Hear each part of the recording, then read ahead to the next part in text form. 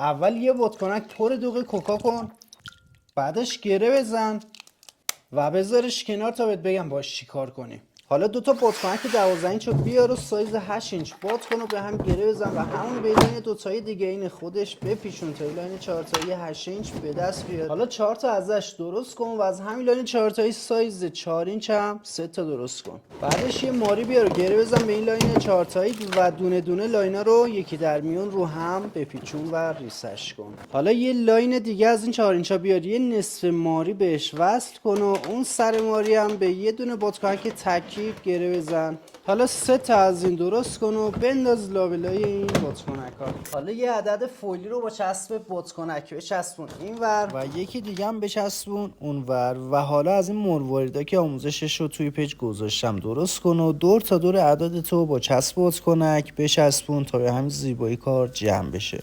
حالا یه دونه قلب فویلی کوچیک بذار تو یه دونه 12 اینچ کروم سبز و قلب رو باز کن تا فرم قلب رو به خودش بگیره. حالا دورش رو باز مروارید بزن تا کار تموم بشه و اینم از پایان کار. یه استند خفن فقط میمونه یه سوال که اون دوغه جریانشی بود، این وسطی همون دوغه است که برای استکاک رو زمین بهش وصل کردیم. خیلی مخلصیم، امیدوارم لذت برده باشی. لایک رو فراموش نکن.